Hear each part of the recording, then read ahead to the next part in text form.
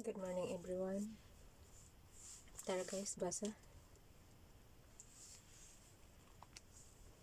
Exodus. Naalala ko yun. Nilalayo ko yung mata ko. Exodus 16, 17, and 18 and Matthew 18, 1 to 20. Excuse me. Mena and Quail, the whole Israelite community set out from Elim,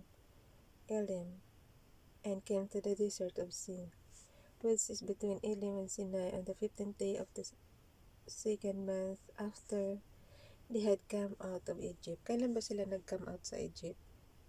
Tapos second month daw doon.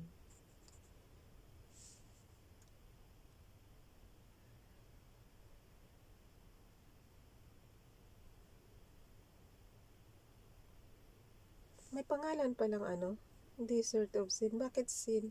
Makasalanan? Tanong lang. In the desert, the whole community grumbled against Moses and Aaron.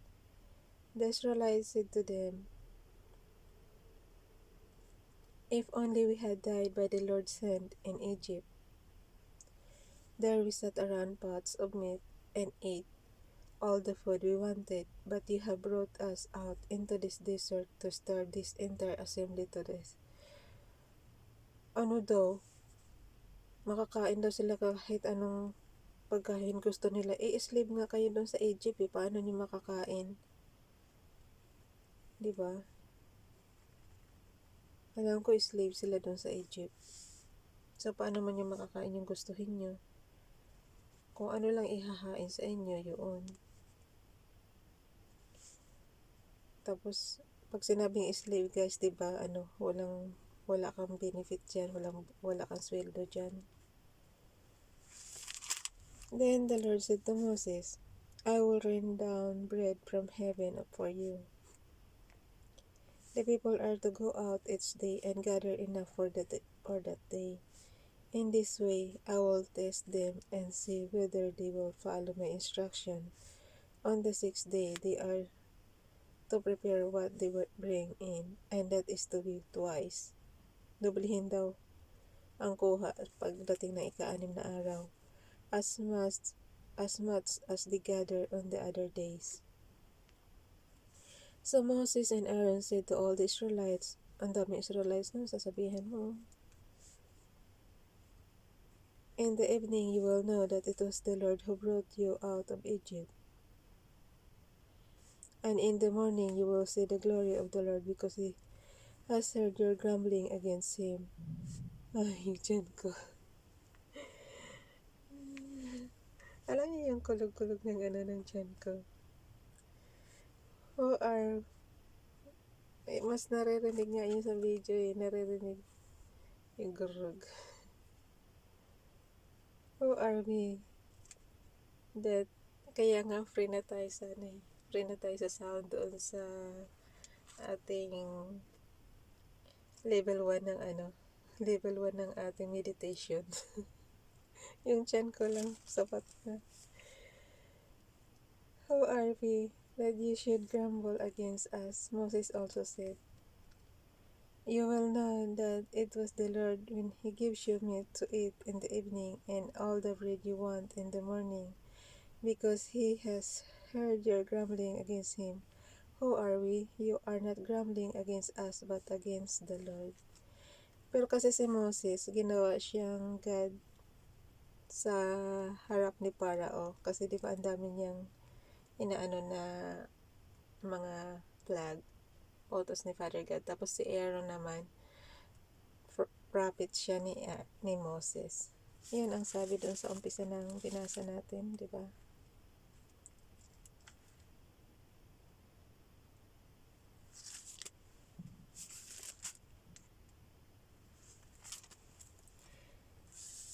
Then,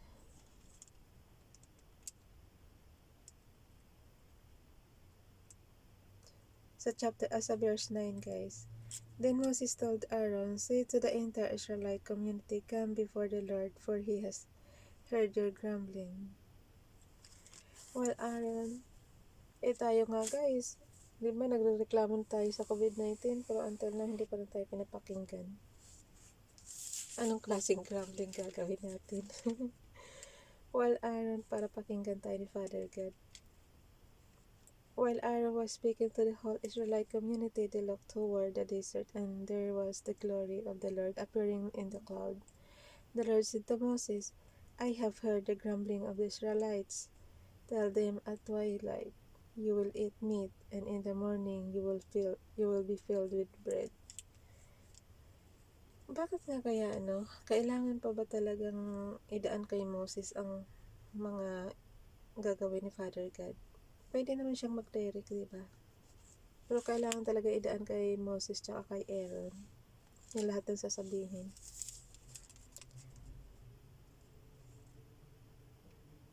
Tell them at twilight you will eat meat, and in the morning you will be filled with bread.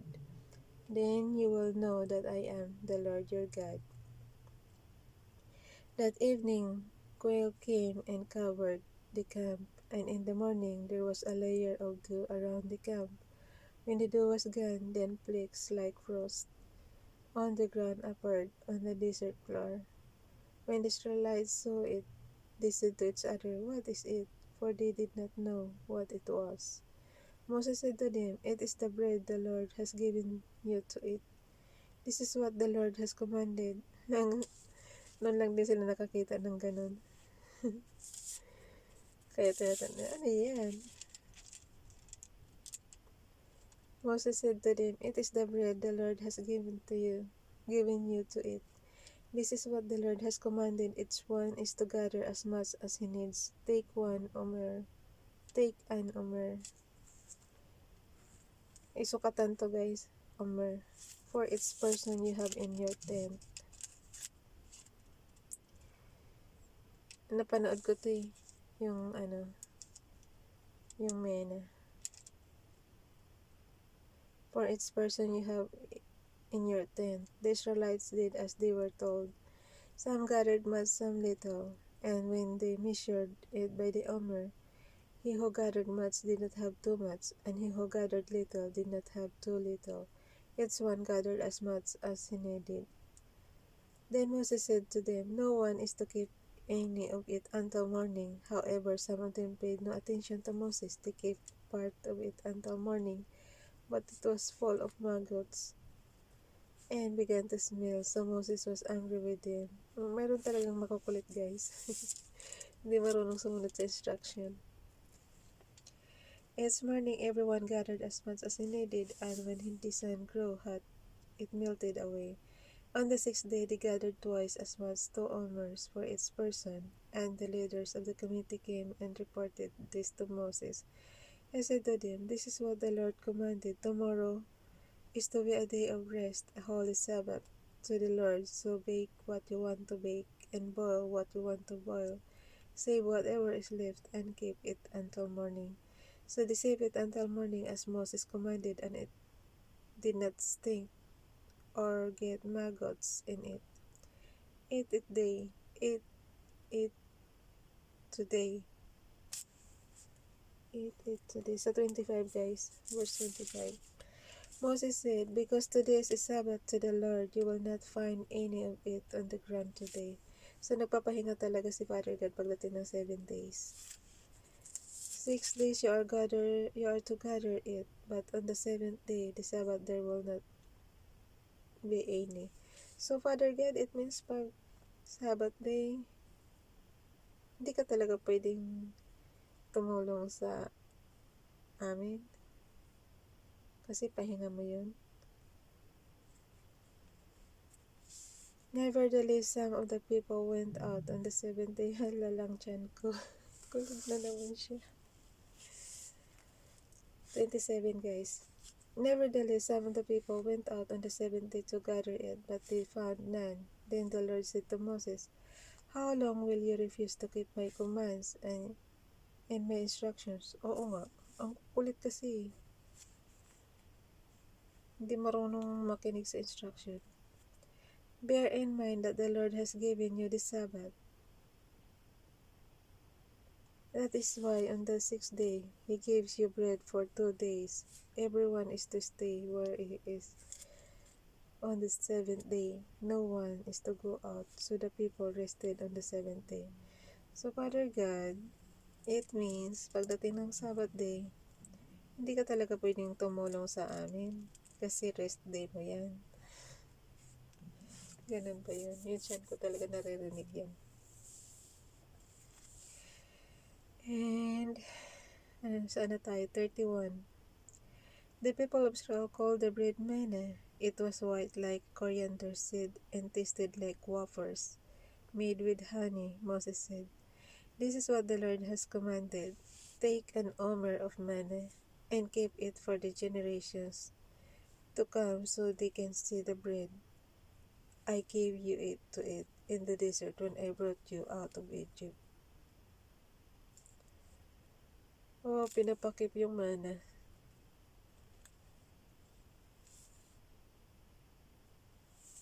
Para daw malaman ng mga susunod na generations.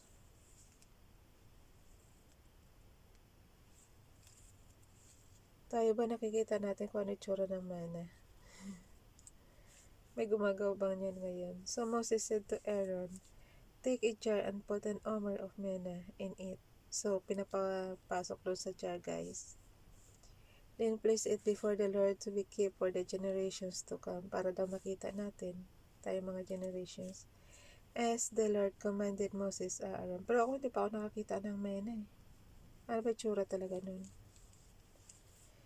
As the Lord commanded Moses, Aaron put the manna in front of the testimony that it might be kept. The Israelites ate manna 40 years until they came to a land that was settled.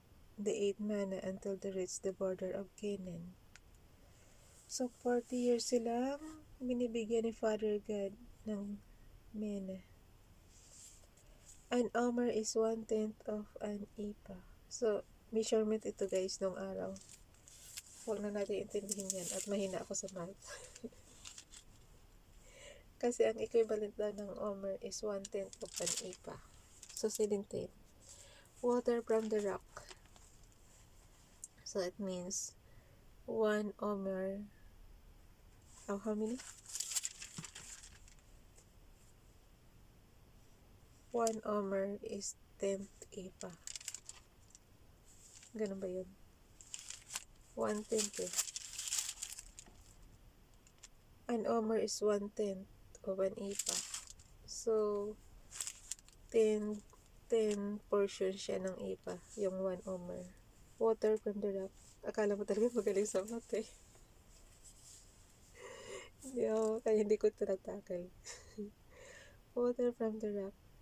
The whole Israelite community set out from the desert of Sin, traveling from the place to place as the Lord commanded. They camped at Rephidim, but there was no water for the people to drink. So they quarreled with Moses and said, "Give us water to drink." Moses replied, "Why do you quarrel with me? Why do you put the Lord to the test?" But the people were thirsty of water there, and they grumbled against Moses. They said, "Why did you bring us up out of Egypt to make us and our children and livestock die of thirst?" Ito na naman, lagi nilang panangga yung Egypt. Samantalang slave sila doon. Gusto niyo ba yung slave kayo? Di ba?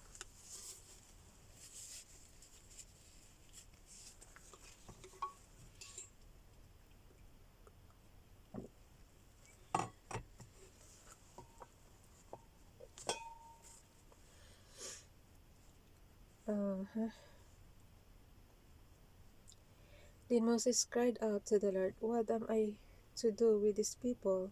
They are almost ready to stone me." The Lord answered Moses, "Walk on ahead of the people, take with you some of the elders of Israel, and take in your hand the staff with which you struck the Nile, and go. I will stand there before you by the rock of Horeb. Strike the rock, and water will come out of it for the people to drink." So Moses did this in the sight of the elders of Israel, and he called the place Mesa and Meribah. because the Israelites quarreled and because they tested the Lord, saying, "Is the Lord among us or not?" Oo nga naman, ba't mo tatanungin? Dapat kasi kayo na lang din magdasal, hindi puro si Moses. The Amalekites defeated. The Amalekites came and attacked the Israelites of Rephidim. So, ibig sabihin guys, may tao na doon, no? Na iba.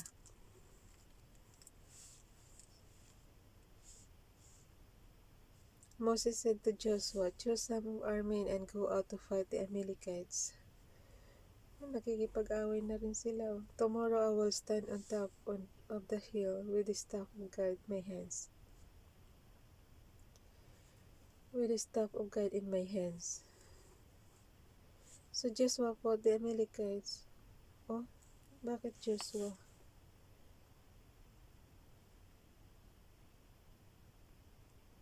Teka guys, basahin natin yung chapter 17 verse 8. The Amalekites came and attacked the Israelites at Rephidim. Moses said to Joshua, "Choose some of our men and go out to fight the Amalekites tomorrow." So si Joshua, parang sa military na rin to. Basta sa military may officer siya. Said, "Choose some of our men and go out to fight the Amalekites. Tomorrow I will stand on top of the hill with the staff of God in my hands." So Joshua fought the Amalekites as Moses had ordered, and Moses and Aaron and Hur went to the top of the hill. As long as Moses held up his hands, the Israelites were winning, but whenever he lowered his hands, the Amalekites were winning. Ano ba yan? When Moses' hands grew tired, he took a stone and put it under him, and he sat on it. Aaron and Hur held his hands up, one on one side, one on the other side, so that his hands remained steady till sunset. Hands up, one on one side, one on the other, so that his hands remained steady till sunset. So Joshua overcame the Amalekite army with the sword. Then the Lord said to Moses, sabi na sa'yo, Father God, hindi na sword ngayon sa panahon namin eh. Level up na kami to the max. Then the Lord said to Moses, "Write this on a scroll or something to be remembered, and make sure that Joshua hears it, because I will completely blot out the memory of Amalek from under heaven." Moses built an altar and called it, "The Lord is my banner," he said, "for hands were lifted up to the throne of the Lord. The Lord will be at war against the Amalekites from generation to generation." Oh, talaga? The Lord will be a war against the Amalekites from generation to generation. Taga saan ba yung Amalekites na yan? Nadat na nila yan doon sa nung nandoon na sila sa Desert of Sin. Tapos kumuha sila ng tubig sa Horeb. Tirakot Horeb. Tapos yun na. Nakipag-war na sila sa Amalekites. Baka naman kasi nasagasaan nyo doon. Kung baga sa baka nauna na silang tao doon. Kaya ganun. Ewan kung ano yung story nila. Sumulpot na lang yung Amalekites sa story. Jethro visits Moses. Now Jethro, the priest of Midian. Tingnan mo guys, Jethro visits Moses. Diba ito si Jethro, ano to? Oh, father-in-law nga to ni Moses, tama. 18. Sa chapter 18 na tayo guys. Now Jethro, the priest of Midian and father-in-law of Moses, heard of everything God had done for Moses and for his people Israel, and how the Lord had brought Israel out of Egypt. Alam mo guys, yung mga priest noong araw, napakaswerte nila. May allotment tong natatanggap sa kay Parao, kay King Parao. Sila lang yung mga hindi nagbenta ng lupa kay Parao. Kasi meron silang monthly allotment. Yun. Kaya napakaswerte ng mga priest noong araw. God had done for Moses and for his people, Israel, and how the Lord had brought Israel out of Egypt. After Moses had sent away his wife Zipporah, his father-in-law Jethro received her. Oh, teka guys. Pakibasa nga ulit.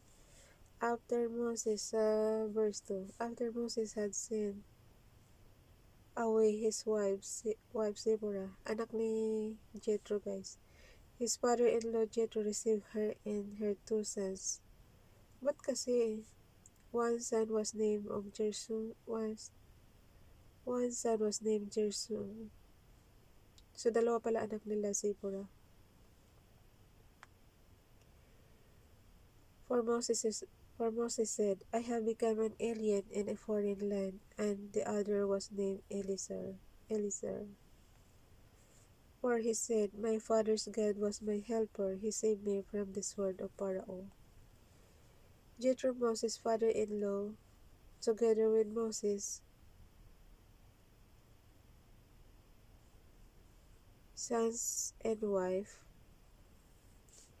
came to him in the desert where he was camped near the mountain of God. Jethro had sent word to him, I, your father-in-law Jethro, am coming to you with your wife and her two sons.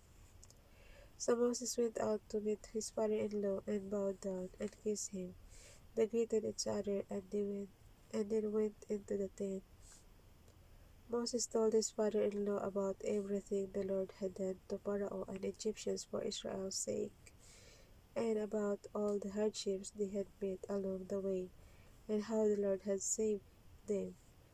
Jethro was delighted to hear about all the good things the Lord had done for Israel in rescuing them from the hand of the Egyptians. Akala ko nga kasama niya yung asawa niya at anak niya, hindi pala. He said, Praise be to the Lord, whom rescued you from the hand of Egyptian and of Pharaoh, and who rescued the people from the hand of the Egyptians. Now I know that the Lord is greater than all other gods, for he did this to those who had treated Israel arrogantly. Then Jethro, Moses' father-in-law, brought a burnt offering and other sacrifices to God, and Aaron came with all the elders of Israel to eat bread with Moses' father-in-law in the presence of God. The next day Moses took his seat to serve as judge for the people, and they stood around him from morning till evening. Bakit siya nag-judge? When his father-in-law saw all that Moses was doing for the people, he said, What is this you are doing for the people? Why do you alone sit as judge while all these people stand around you from morning till evening? Moses answered him, Because the people come to me seek God's will. Whenever they have dispute, it is brought to me, and I decide between the parties and inform them of God's decrees and laws. Kaya nga gusto ko mabasa rin ito yung the law of Moses.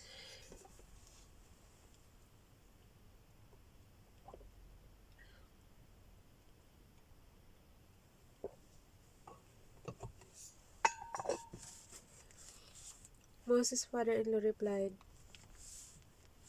What you are doing is not good. You and these people who come to you will only wear yourselves out.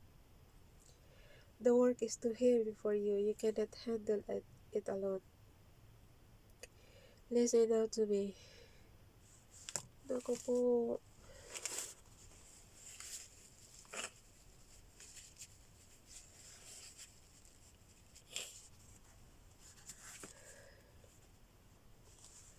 Listen now to me, and I will give you some advice, and may God be with you. You must be the people's representative before God, and bring their disputes to Him. Teach them the decrees and laws. Kasi pare ito si Jethro . Teach them the decrees and laws, and show them the way to live and the duties they are to perform, but select capable men from all the people, men who fear God, trustworthy men who hate dishonest gain, and appoint them as officials over thousands, hundreds, fifties, and tens. Have them serve as judges.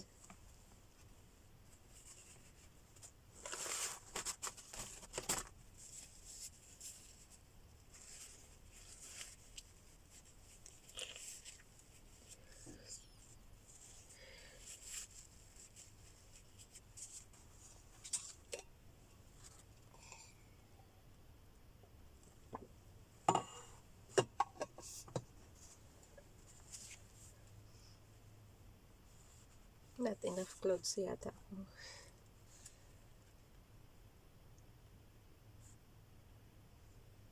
God trustworthy men.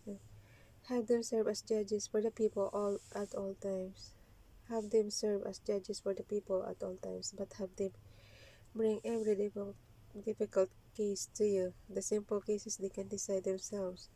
That will make your load lighter because they will share it with you. If you do this and God so commands, you will be able to stand the strain, and all these people will go home satisfied. Moses listened to his father-in-law and did everything he said. He chose capable men from Israel and made them leaders of the people, officials over thousands, hundreds, fifties, and tens. They served as judges for the people at all times. The difficult cases they brought to Moses, but the simple ones they decided themselves. Tama. Ano mo yung, para hindi ka mabigatan. Then Moses sent his father-in-law on his way, and Jethro returned to his own country. Israel.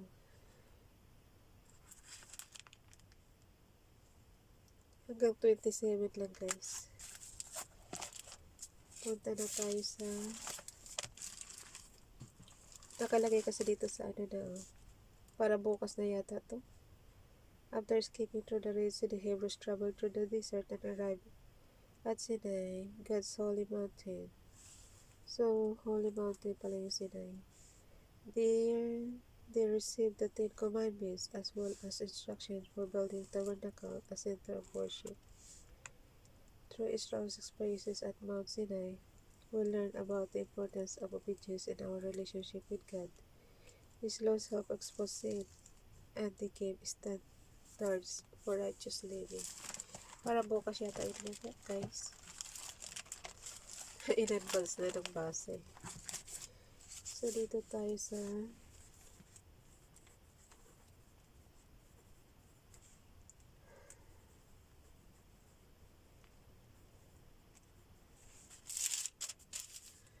one to 20, diba?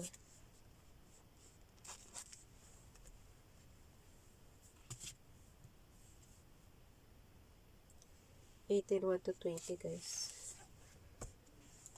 Nagbara na naman yung aking ilong. Ganyan yan pag kulang sa damit. Kulang pa sa damit. The disciples argue about who would be the greatest. At the time, the disciples came to Jesus and asked, "Who is the greatest in the kingdom of heaven?" Oh. He called a little child and had him stand among them, and he said, "I tell you the truth, unless you change and become like the little children, you will never enter the kingdom of heaven. Therefore, whoever humbles himself like this child is the greatest in the kingdom of heaven. And whoever welcomes a little child like this in my name welcomes me.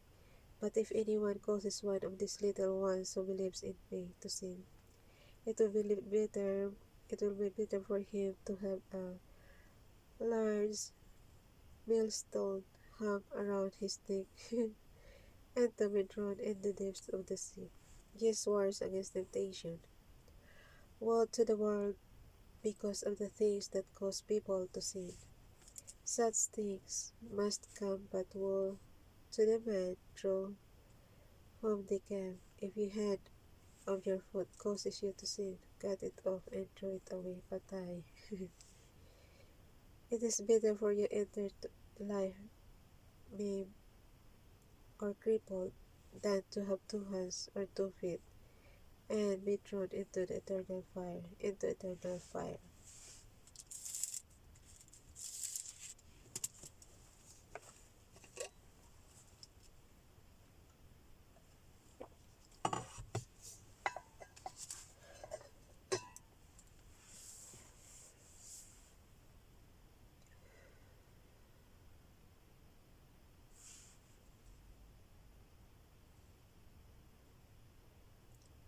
Sa verse 9, guys.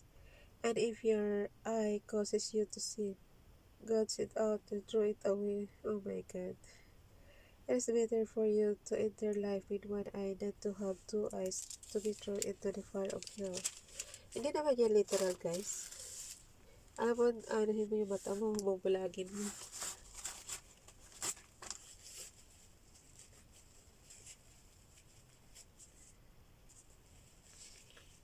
Ibig lang sabihin yan, huwag kang gumawa ng sin. Ibig sabihin yan, huwag kang gumawa ng kasalanan. Kasi alam mo, puputulin mo yung kamay mo, anuhin mo, bubulagin mo yung mata mo, eh, perfect ka na eh. Anuhin mo pa. Kaya nga, ang ibig sabihin yan, huwag kang gumawa ng kasalanan kasi kung hindi, yung parusa, ganyan.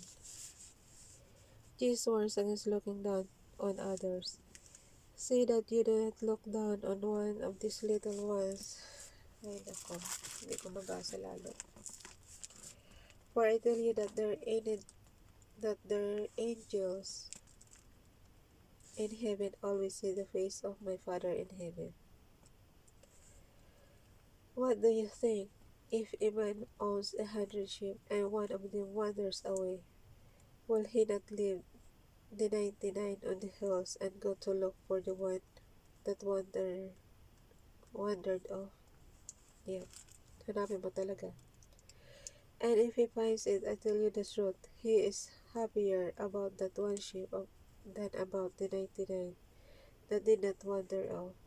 In the same way, your Father in heaven is not willing that any of these little ones should be lost. Jesus teaches how to treat a believer who sins. If your brother sins against you, go and show him his fault. Just between the two of you, if he listens to you, you have won your brother over. But if he will not listen, take one or two others along so that every matter may be established by the testimony of 2 or 3 witnesses. If he refuses to listen to them, tell it to the church, and if he refuses to listen even to the church, treat him as you would a pagan or a tax collector. Oh, I tell you the truth, whatever you bind on earth will be bound.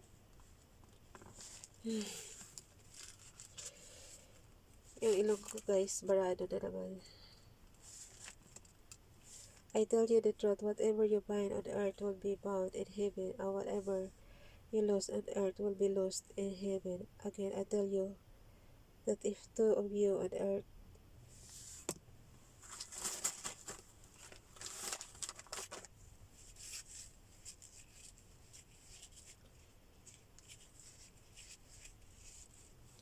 buti na lang walang nagtatapos ng video ko, kung hindi hanggang dulo. Ito na maatake yung ilong ko eh. Pagod na. I tell you the truth, whatever you bind on earth will be bound in heaven, and whatever you lose on earth will be lost in heaven. Again, I tell you that if 2 of you on earth agree about anything you asked for, it will be done for you by my Father in heaven.